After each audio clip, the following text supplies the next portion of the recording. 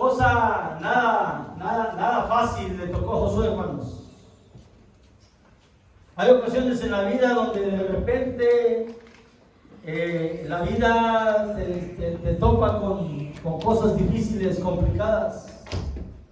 Y dicen por ahí los mexicanos que las desgracias no vienen solas. Si no dése cuenta, cuando a alguien le pasa de repente alguna cosa difícil, de repente se levanta otra también igual de complicada. Una desgracia a veces provoca cosas difíciles en la vida. ¿Y qué tenemos que hacer? Escúcheme bien, tenemos que darle para adelante. Hace poco tiempo una persona dentro de mi familia pasó por algunas cosas complicadas, y cuando salió de eso complicado, cuando estaba en la mayor angustia, en la mayor dificultad, le vinieron más cosas todavía, porque tenemos cuestiones espirituales, tenemos cuestiones familiares, tenemos cuestiones de trabajo, tenemos cuestiones económicas, tenemos cuestiones de salud, tenemos cuestiones, no sé, emocionales y tantas cosas, ¿verdad?, que afectan nuestra persona. Y esta persona, yo estaba platicando con él y le decía, cuando todo se pone oscuro, hay veces hay que quedarse un poco quieto. Y si vamos a seguir caminando, vamos a seguir caminando hacia adelante. Y la luz va a aparecer.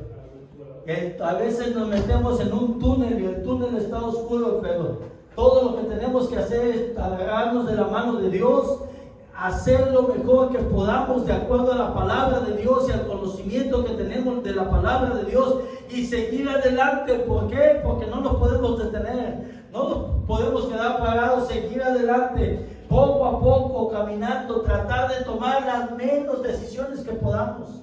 La gente, cuando empieza a tomar decisiones basadas en sus emociones, que son miedo, que son angustia, que son enojo, que son desesperación, que son euforia, andan emocionados.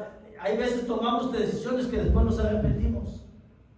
Tenemos que pensar bien lo que hacemos, pero cuando vienen cuestiones difíciles y la cosa se pone difícil, oscura, tenemos que agarrarnos de la mano de Dios y dejar que por fe nos guíe y nos saque hasta la luz otra vez, donde podamos ver. Pero cuando nos saque a la luz y podamos ver, tenemos que acordarnos de una cosa, que no nos podemos olvidar que lo más importante en la vida del ser humano es la vida espiritual. Porque si la vida espiritual no está fuerte en tu vida, tarde o temprano van a venir problemas y te van a sacudir, y tu casa, en vez de mantenerse, se va a caer. Especialmente en lo espiritual. Y aquí dice la palabra de Dios que Josué de repente es el número 2. A veces es muy fácil ser el número 2, seguir al líder, dejar que el otro haga las cosas, y uno nomás, pues lo que aquel diga y lo que aquel haga. Se quita uno la responsabilidad. Y Josué es lo que era. Josué era ayudante de Moisés. Y para donde Moisés le decía que se fuera, se iba. Y lo que Moisés le decía que hiciera, lo hacía. Acompañaba a Moisés allá a hablar con Dios y le decía, aquí te quedas a media montaña, y ahí se quedaba esperándolo. Le decía, haz esto, y lo hacía. Levántate con los jóvenes y pelea contra los amalecitas. Y se levantaba y peleaba Josué. Él también tenía valor, era valiente, pero el asunto que siempre siguiendo las órdenes y la voz de Moisés. Aquel hombre que podía ver, aquel hombre que podía tocar. Pero cuando Moisés muere, dice la palabra de Dios en el capítulo 1 aquí que estamos leyendo, después de la muerte de Moisés, ya no está Moisés. Ya no está aquello que te puede ayudar, ya no está aquello que te dice haz esto. Ahora tú vas a tener que aprender a tomar decisiones y a escuchar a Dios y a seguir a Dios. Ahora Josué se le encomienda a algo que se le iba a dar a Moisés, pero no se le permitió a Moisés, sino ahora Josué lo iba a hacer. Y hay veces Josué se sentía, yo no soy más que un siervo. Hay veces nos sentimos menos, sentimos que no podemos hacer el trabajo. yo no puedo hacer esto, yo no tengo capacidad, yo no tengo fuerza, yo no sé cómo se ha hecho, yo nunca lo he hecho. Pero a veces te tienes que parar y tienes que empezar a hacer, creyendo en primer lugar, sabiendo en primer lugar que Dios está contigo. Y que en el proceso que tú vayas caminando, Dios va a ir ayudándote y Dios va a ir poniendo en orden todas las cosas.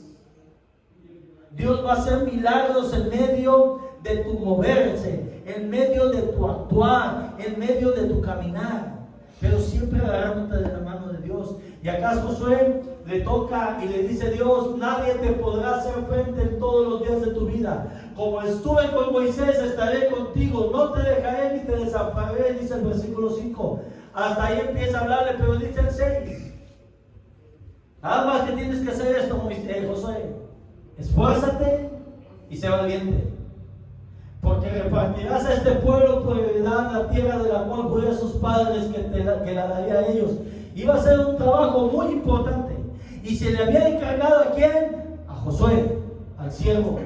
Pero tenía que esforzarse y ser muy valiente. Después le dice el 7: solamente, y otra vez le repite, esfuérzate y sé muy valiente para cuidar de hacer conforme a toda la ley que mi siervo Moisés te mandó.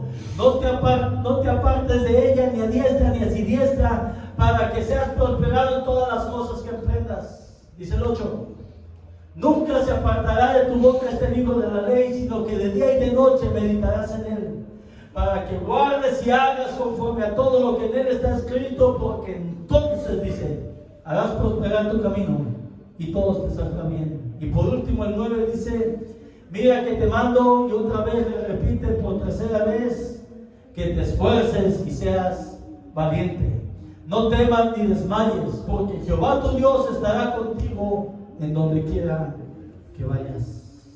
¿Cuántas veces les digo esfuérzate y sé valiente? 3 veces. ¿Qué es esforzarse? ¿Qué es esforzarse? Hacer lo más que puedes. Hacer lo más que puedas. Esforzarse, dices, es una fuerza en la persona que tiene que ver, dice, con la voluntad, con el ánimo, con la voluntad y la fuerza para hacer algo que se tiene pensado hacer, para poder tratar de llegar al objetivo, a la meta que se tiene marcada, entendiendo que va a haber dificultades y que va a haber problemas y que va a haber cosas difíciles, y eso es esforzarse, ir y hacerlo de todas maneras. ¿Qué pasa cuando vas a hacer algo que sabes que vas a tener problemas? ¿Qué te da? Miedo. No voy a poder. No, ¿y qué tal si esto? Y no, ¿y qué tal si el otro? Y no, y empieza el miedo. Por eso le manda y le dice: te mando 2 cosas, dice, que te esfuerces y que seas valiente. 1, para hacer el trabajo que yo te mando a hacer.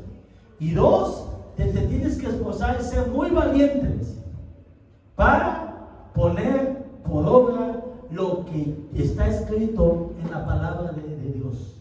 Para hacer lo que dejó escrito Moisés en su palabra. 613 leyes que tenías que guardar en tu cabeza y en tu corazón, que tenías que esforzarte y meditar y pensar en estas leyes de día y de noche. Dice, ¿para qué? Para que las aprendas, y para que las aprendas y las pongas por obra.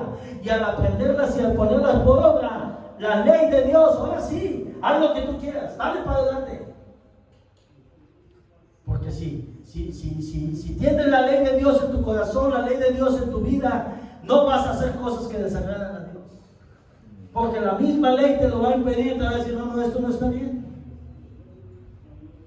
Lo manda y le dice: hey, una cosa tienes que estar seguro, no tengas miedo. ¿Qué es ser valiente? Pregunto, ¿ser valiente es no tener miedo?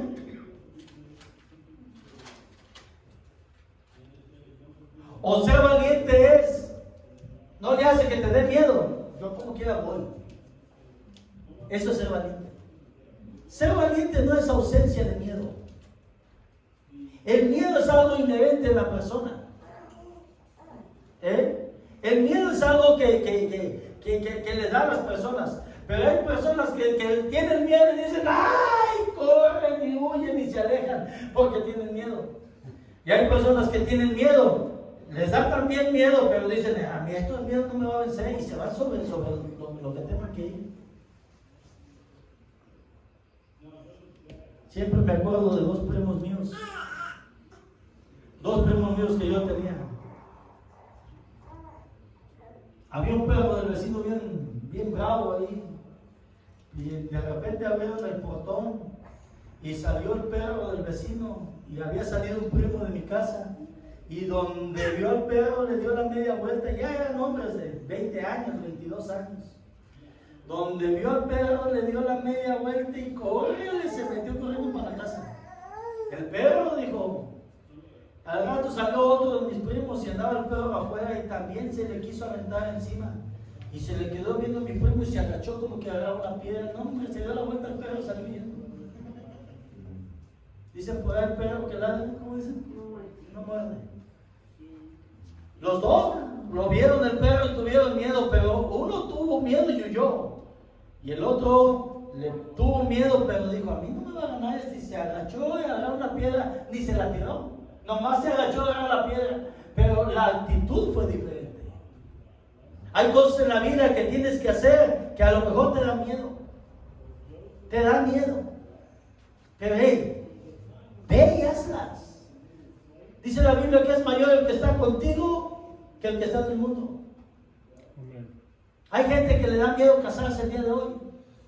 No, pero es un compromiso y luego para toda la vida. No, para toda la vida no. No, unos 6, 7 años está bien, pero para toda la vida no. Y les da miedo casarse. Hay gente que les da miedo empezar algo. Hay gente que le da miedo y hay cosas que te dan miedo. Hay veces nos vamos a meter en cosas por nuestras propias loqueras, por nuestros propios deseos. Ahí sí tengamos cuidado. Pero cuando Dios te manda a hacer algo, escúchame bien, Él va a estar contigo. Cuando Dios te manda a hacer algo y pone algo en tu corazón, Él te va a respaldar.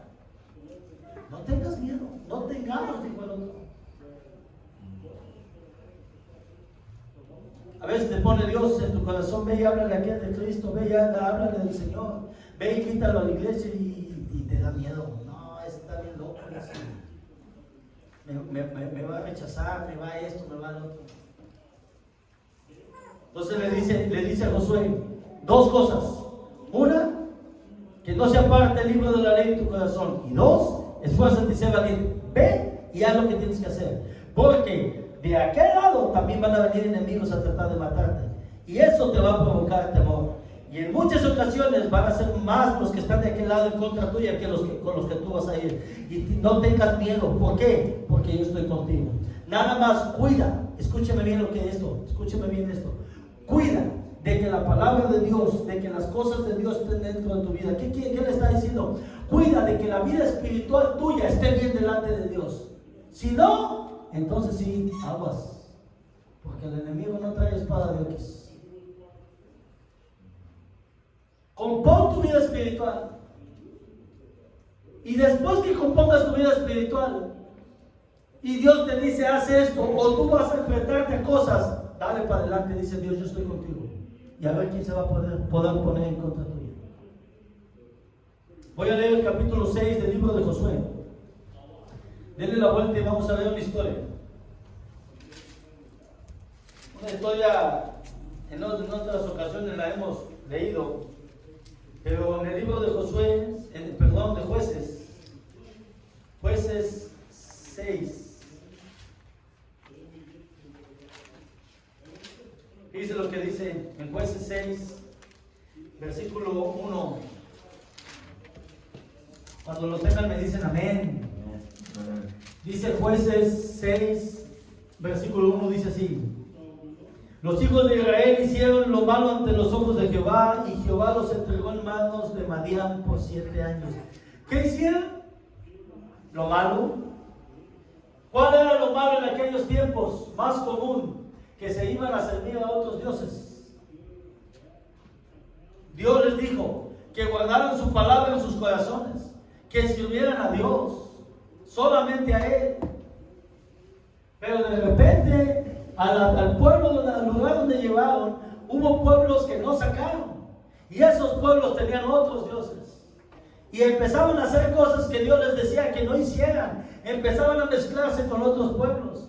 Y esos pueblos los llevaban a hacer las cosas que a ellos les agradaban y los llevaban a servir a sus dioses. Les daban sus hijas a los hijos de ellos, o los hijos de ellos los casaban con las hijas de aquellos hombres. Cosas que Dios les había dicho no hagas. Y empezaban a alejarse de la palabra de Dios y empezaban a despreciar la palabra de Dios. Y dice ahí en el capítulo 6, los hijos de Israel hicieron lo malo ante los ojos de Jehová, y Jehová los entregó en manos de Madián por 7 años. Y la mano de Madián prevaleció contra Israel y los hijos de Israel. Dice, y los hijos de Israel, por causa de los madianitas, se hicieron cuevas en los montes y cavernas y lugares fortificados.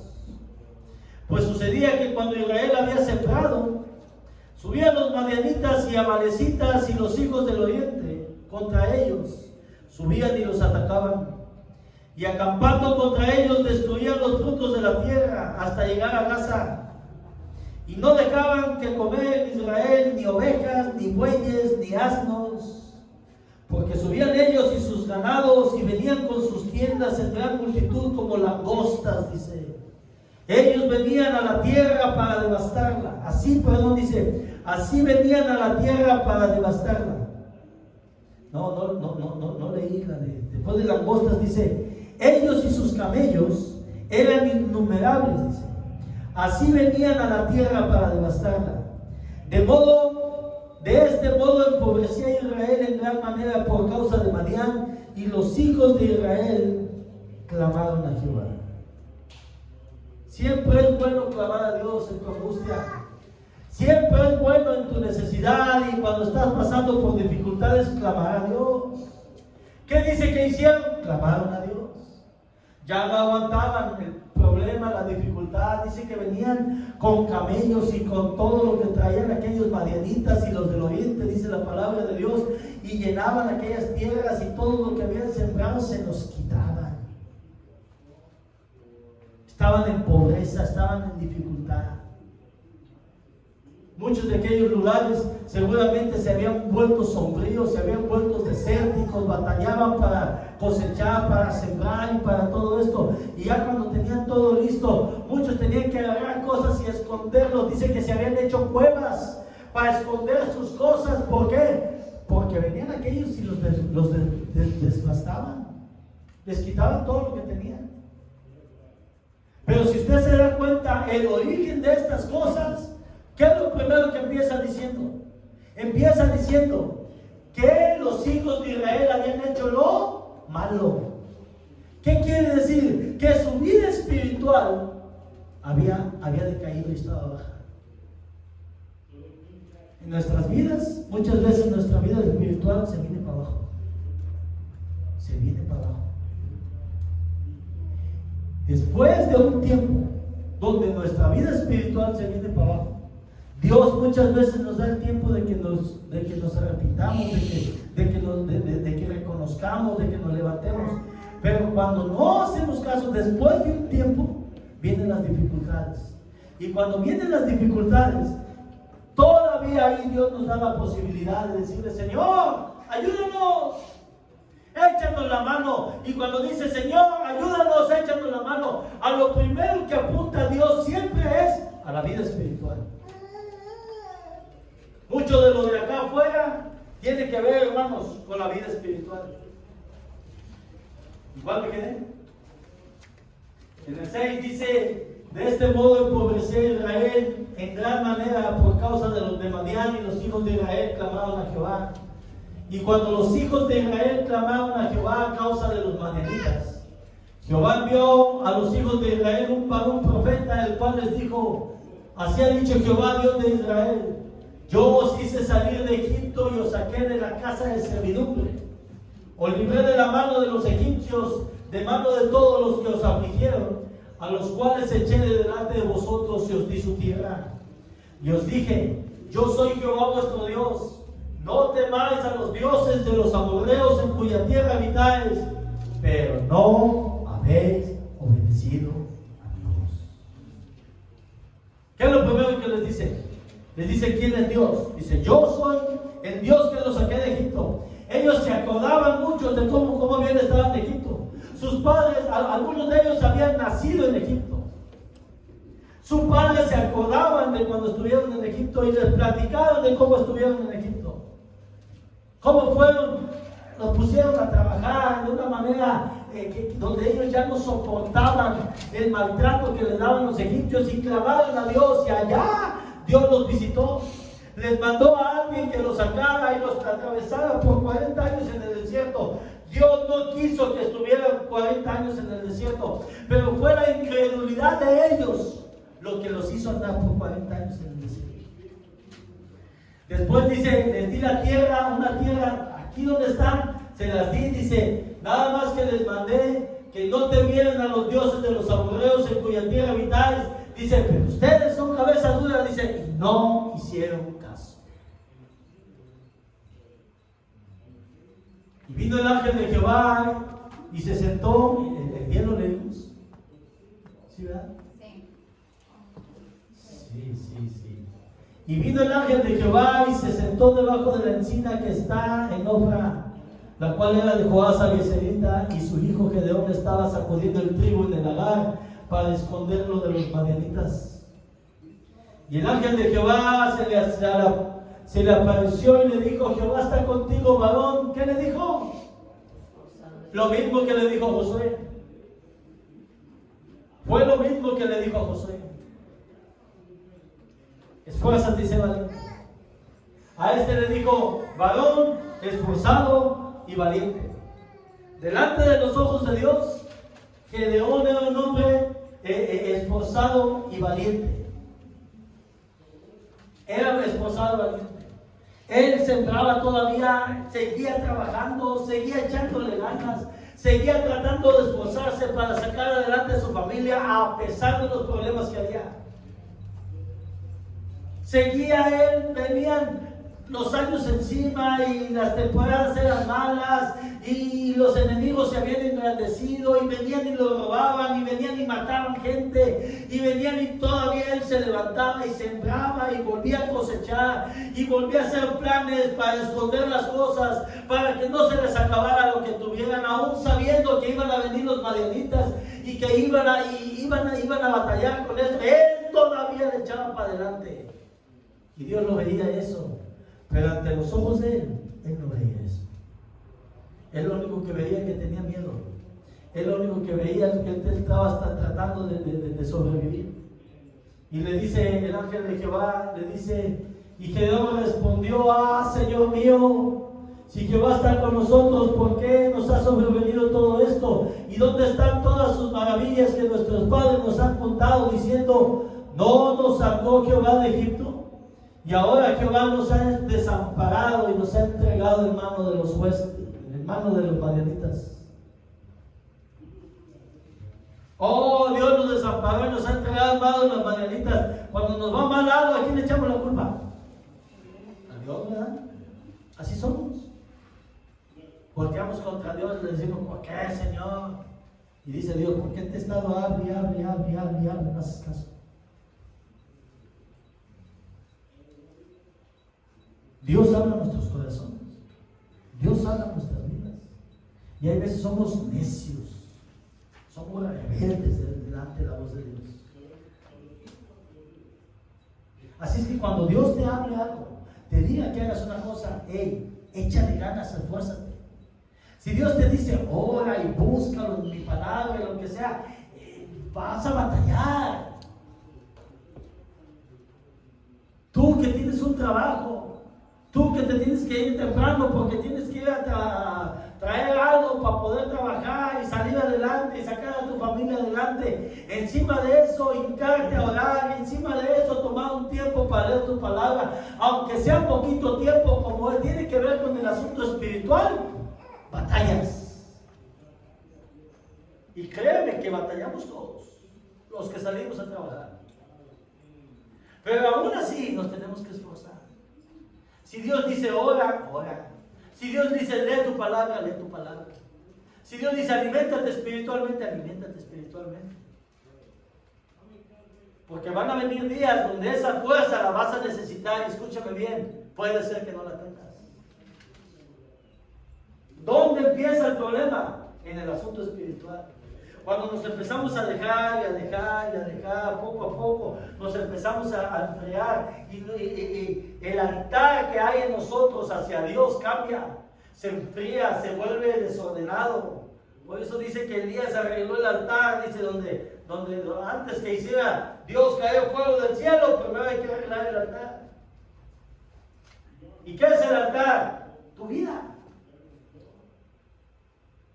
Tu vida delante de Dios. Antes que Dios haga descender ese fuego, arregla tu altar. Y aquí, si usted se da cuenta, si usted ve toda la historia, empieza diciendo, hicieron lo malo. Como hicieron lo malo, vinieron cosas difíciles en tu vida. Se provocaron cosas difíciles. Para componer estas cosas difíciles que tenemos enemigos que nos roban lo que nosotros producimos, que no tenemos paz, que nos matan a nuestros hijos, que se llevan a las jóvenes y tantas cosas. ¿Qué debemos de hacer? Primeramente, componer lo espiritual. Vayan pescándole ahí, dice el 14. Y mirando el de Jehová le dijo, ve con esta tu fuerza y salvarás a Israel de la mano de los madianitas. No te envío yo. Escúcheme bien. Escúcheme bien. Tu gran problema, fíjese nomás cómo está el asunto. Tu grandísimo problema que tú solo o sola no lo puedes hacer. Dice Dios. Ese grandísimo problema que tú tienes, cuando arregles lo espiritual y que esté lo espiritual bien delante de mí, yo voy a estar contigo. Y entonces vas a enfrentar la misma cosa allá afuera, lo que sea, en tu familia, en tu trabajo, en tu negocio, en lo que sea, lo vas a enfrentar, y esa misma cosa no va a ser nada para ti. No va a ser nada para ti. Ahorita no puedes. ¿Por qué? Porque espiritualmente no estás bien. O no estoy bien. Dice, pero Timo dice, arregla tu vida espiritual y yo voy a estar contigo. Y cuando esté yo contigo, vas a hacer lo mismo, pero lo vas a hacer como si nada. ¿Por qué? Porque yo voy a estar contigo. A este hombre le dice, mirándole Jehová, ve con esta tu fuerza, dice, no necesitas más. Eso que tú tienes, ese conocimiento que tú tienes, ese ánimo que tú tienes, yo lo voy a levantar, el conocimiento te voy a dar más, te voy a fortalecer, te voy a dar un espíritu diferente, te voy a dar un ánimo diferente, vas a caminar y vas a empezar a hacer cosas, y la gente va a estar así viéndote, diciéndote, ese está loco, no va a lograr nada, y cuando vean lo que vas a lograr, se van a sorprender de ti. ¿Cuál es la diferencia? Que yo voy a estar contigo y que tu altar va a estar arreglado. Que tu vida espiritual va a estar compuesta. Que tus pecados van a estar perdonados. Que en lo que andas ya no vas a andar. Si es algo que no esté bien delante de Dios. Dice el 15. Entonces le respondió, Señor mío, ¿con qué salvaré yo a Israel? He aquí que mi familia es pobre en Manasés y yo el menor en la casa de mi padre. Se sentía menos, decía, yo no puedo, yo no tengo capacidad. Yo soy un grillo, yo soy algo insignificante, dice Dios. No sabes lo que puedes llegar a hacer conmigo a un lado. Jehová le dijo, ciertamente yo estaré contigo y derrotarás a los madianitas, oiga, como a un solo hombre. Van a ser miles y vas a ir tú, dice, yo voy a ir contigo. Van a ser miles y los vas a derrotar como si le ganaras a uno flaquito y sin fuerza. ¿Por qué? Porque yo voy a estar contigo.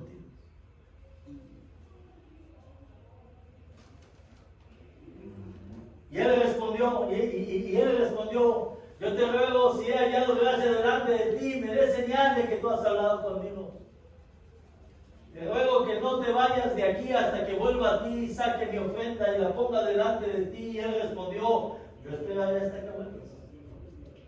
Y entrando Gedeón preparó un cabrito y panes sin levadura de un efa de harina y puso la carne en un canastillo y el caldo en una olla y sacándolo se lo presentó debajo de aquella encina. Entonces el ángel de Dios le dijo, toma la carne y los panes sin levadura y ponlo sobre esta peña y vierte el caldo, y él lo hizo así. Y extendiendo el ángel de Jehová el báculo que tenía en su mano, tocó con la punta la carne y los panes sin levadura. Y subió fuego de la peña, el cual consumió la carne y los panes sin levadura, y el ángel de Jehová desapareció de su vista. Viendo entonces Gedeón que era el ángel de Jehová, dijo, Señor Jehová, que he visto al ángel de Jehová cara a cara. Eso era un problema. Pero Jehová le dijo, paz a ti, no tengas temor, no morirás. Y edificó allí Gedeón altar a Jehová y lo llamó Jehová Salom o Jehová Shalom. ¿Y sabe lo que quiere decir Shalom, verdad? Paz. El cual permanece hasta hoy en Ofra de los abiezeritas. Aconteció que la misma noche le dijo Jehová, toma un toro del hato de tu padre, el segundo toro de 7 años, y derriba el altar de Baal que tu padre tiene y corta también la imagen de acera que está junto a él. ¿Cuál era el problema? La vida espiritual. ¿Cuál era el problema? Que era el pueblo de Dios, eran judíos, eran de los israelitas y tenían altar a Baal y le tenían altar también a imagen de acera. ¿Qué eran ellos? Dioses de los pueblos que estaban alrededor de ellos o que vivían entre ellos, de los pueblos que no eran de ellos.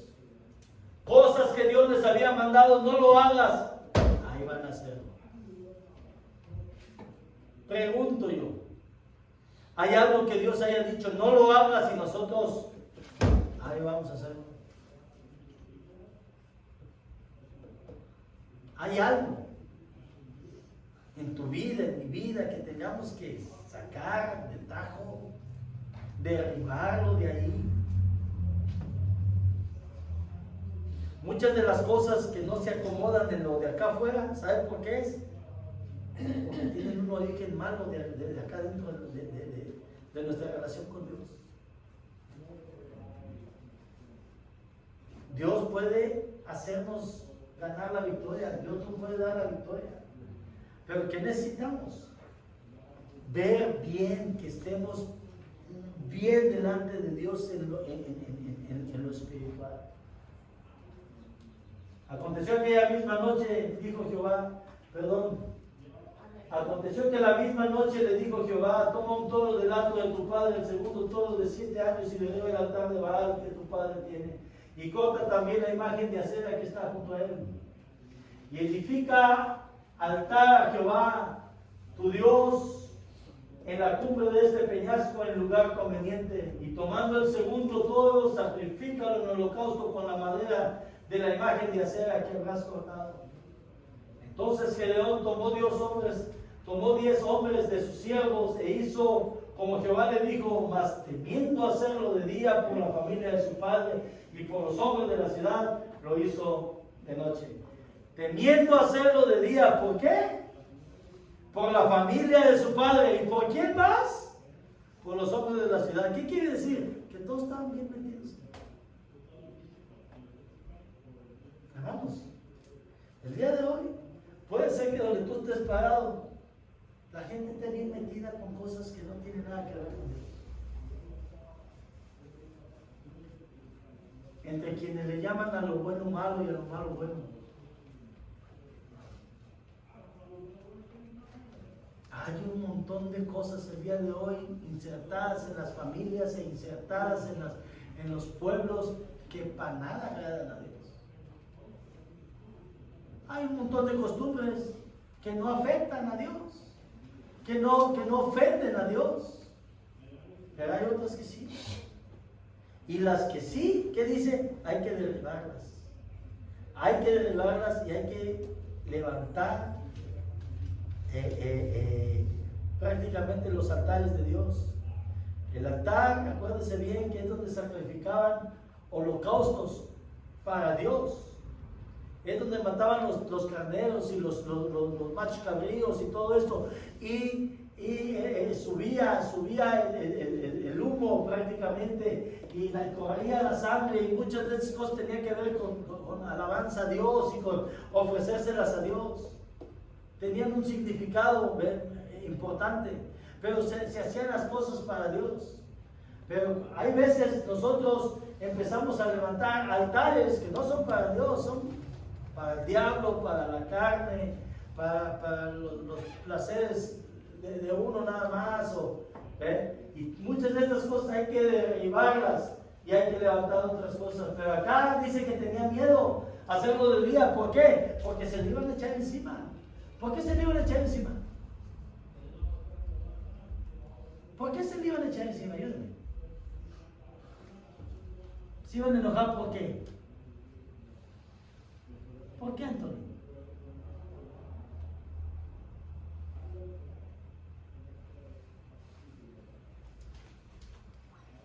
Vas y ponme la foto de tu novio ahí en tu cuarto. Vas y ponme la foto de tu amante a lo mejor ahí en tu cuarto. Y viene alguien y te la quita y te la tira a la basura. Y te enojas y te le vas encima y te has dispuesto a pelear y no todo. ¿Por qué? Porque lo quieres. Porque lo quieres. Porque te ha ganado el corazón. ¿Por qué se le iban a ir encima? Porque querían seguir. Porque querían seguir a Baal y porque amaban a Baal y porque amaban a Astarot. Se le iban a ir encima, dice el 28. Por la mañana, cuando los de la ciudad se levantaron, he aquí que el altar de Baal estaba derribado y cortada la imagen de acera que estaba junto a él, y el segundo todo había sido ofrecido en holocausto sobre el altar edificado. Y se dijeron unos a otros: ¿quién ha hecho esto? Y buscando, inquiriendo, dice, investigaron. Les dijeron: Gedeón, hijo de Joás, lo ha hecho. Entonces los hombres de la ciudad dijeron a Joás: saca a tu hijo para que muera, porque ha derribado el altar del Baal y ha cortado la imagen de acera que estaba junto a él. ¿Qué le querían hacer? Lo querían matar.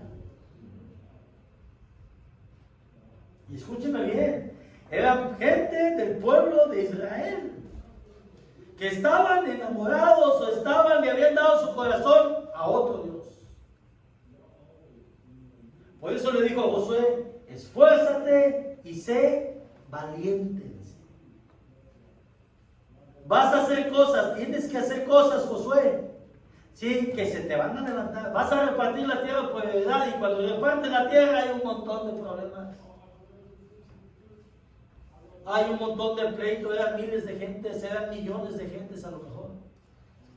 Y la gente es brava. En aquellos lugares los árabes, los judíos, hermanos, son bravos.